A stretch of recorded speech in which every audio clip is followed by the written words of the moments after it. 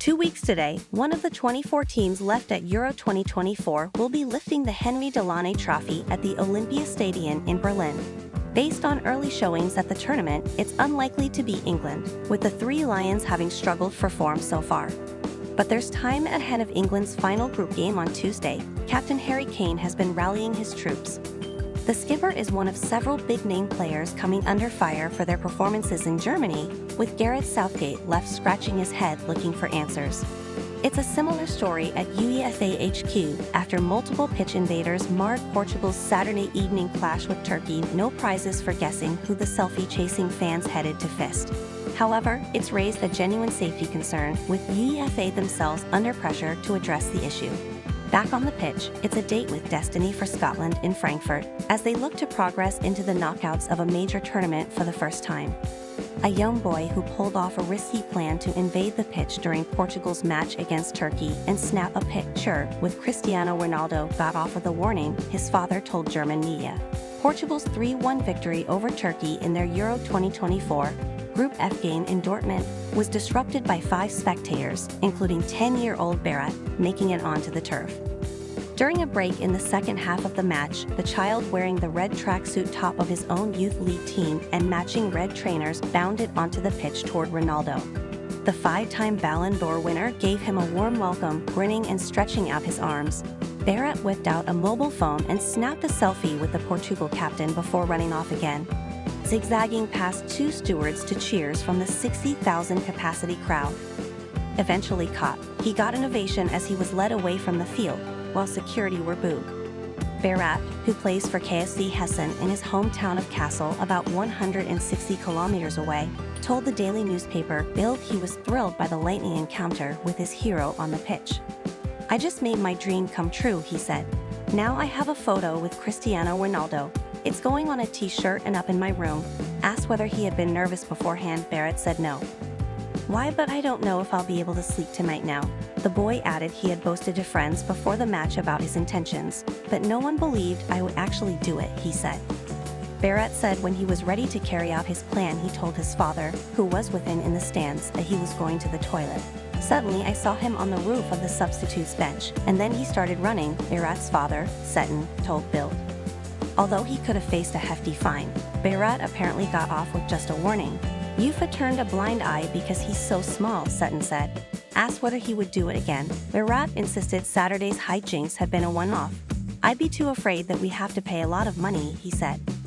UEFA said on Sunday that additional safety measures will be deployed in the 10 stadia around Germany, though no details were revealed of the updated plan to stop intruders who face criminal prosecution.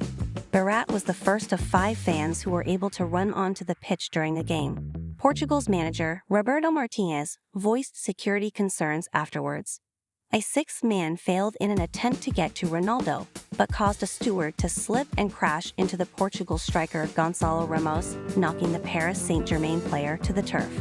"It is a concern because today we were lucky that the intentions of the fans were good," Martinez said. "We all love a fan who recognizes the big stars and the big icons in their life. We all agree with that. But there is a very, very difficult moment if those intentions are wrong. The players are exposed, and we need to be careful with that."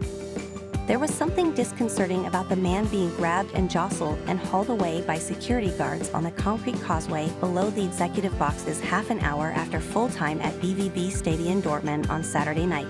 For one thing, the man seemed unusually well-groomed, brilliantly ear-ringed, dressed in full shiny Portugal tracksuit. He was also beaming relentlessly, shouting things such as "big love" and "say hi to Georgina," doing the heart gesture with his hands even as 3 men in high fist jackets grabbed him by the elbows. Could he be a player, a stray squad member? Looking closer, there was something a touch inauthentic and weak-chinned about his take on the handsome, cool young footballer look. The muscle definition not quite there, jewelry not credible. The whole tableau was being watched by its own dedicated group of spectators. "Who is he?" we asked. The spectators shrugged. "He's Cristiano Ronaldo." What the stadium security guards were grappling with in that moment was a deeply postmodern event. Here we had a Cristiano Ronaldo lookalike, or Cristiano Ronaldo cosplayer, trying to break through the fourth wall, to intersect with the actual components of Cristiano Ronaldo's real life, entourage, bouncers, family. Perhaps the weirdest part was the fact this barely seemed strange in this context. Being a Ronaldo lookalike is a legitimate career path, judging by the large number of them on the internet and newspaper stories on the latest amazing CR7 local Iki over footage of a hair-gelled youth doing a Sue gesture in a Turkish shopping center. A notable aspect of this culture is how the lookalike will always generate shock and wonder, a sense of devotional awe, as though this is a modern version of the medieval trade in holy relics, the collarbone of Jesus Christ, the dentures of John the Baptist. 6 people have invaded the pitch in Dortmund to steal a selfie. The abs of Cristiano Ronaldo have appeared in Honeydew Melon in Manila. We thank you CR7 for this content. In Dortmund, Ronaldo's private box was less a distraction during Portugal's 3-0 defeat of Turkey, more a competing entertainment event. Heads were craned, necks wrenched.